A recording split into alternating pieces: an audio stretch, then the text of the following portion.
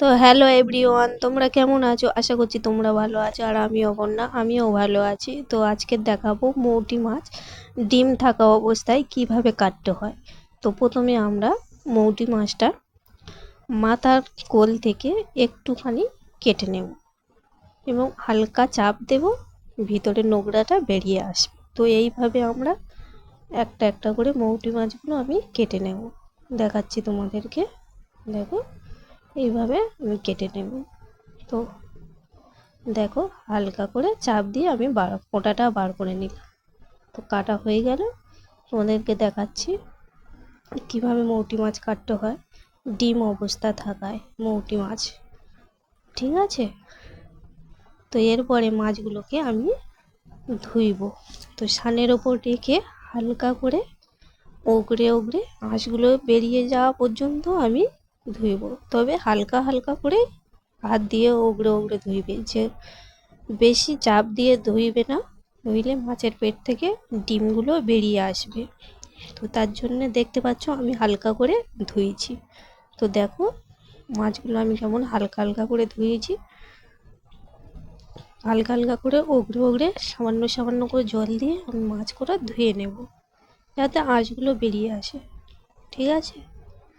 তো এরপরে আমি বাড়িতে আসলাম। এসে আমি আজকে রান্না কি করব তার জন্য আমি পটল কেটে নিচ্ছি, দেখতে পাচ্ছ। তো পটল কাটছি। বাচ্চারা পটল আলুর তরকারি বেশি ভালোবাসে, তার জন্য পটল আলুর তরকারি করব, আর মৌটি মাছের ঝাল হবে আজকের আমার রান্না। তো পটল কেটে নিচ্ছি, দেখতে পাচ্ছ তোমরা। পটল আলু কেটে নেব। তো ফাইনালি আমার পটলগুলো কাটা হয়ে গেছে। তো এখন আলু কাটছি।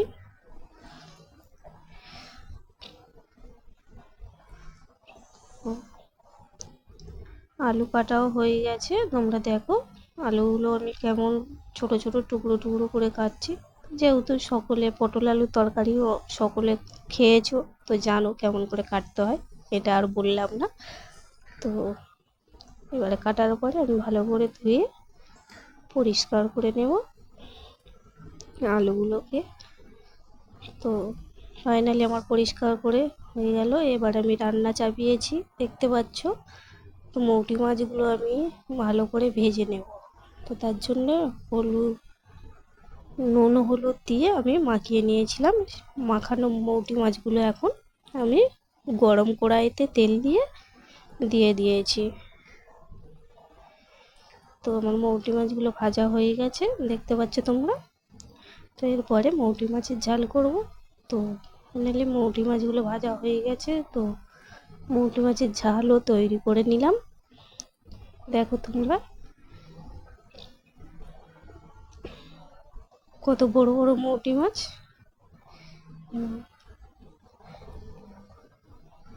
কত সুন্দর দেখাচ্ছে দেখো তরকারিটা। তো তারপরে আমি পটলগুলোকে হালকা তেল দিয়ে ভেজে নেব। তো পটলগুলো আমি কড়াইয়ে হালকা তেল দিয়ে ভেজে নিচ্ছি, হালকা হালকা করে ভেজে নেব। সামান্য একটু লবণ দেবো,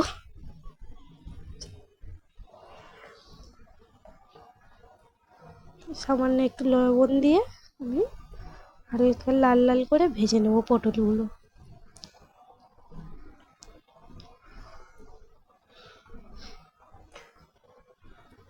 তোমরা কে কে পটল আলুর তরকারি খেতে ভালোবাসো আমাকে অবশ্যই কমেন্ট করে জানাবে, ঠিক আছে? আমার তো খুবই ভালো লাগে, অবশ্যই তোমাদেরও ভালো লাগলে কমেন্ট করবে আমাকে। তো তাই আমি পটলগুলো ভেজে নিচ্ছি। এরপরে আমার পটল আলুর তরকারিও কমপ্লিট হয়ে গেল, দেখতে পাচ্ছ। তো এখন আমি খেয়ে দেখব যে আমার মৌটি মাছের তরকারিটা এবং পটল কেমন হয়েছে। তো ফাইনালি আমি খেতে বসলাম ভাত। বড়বাবু রান্নাটা খেয়ে বললো দারুণ হয়েছে।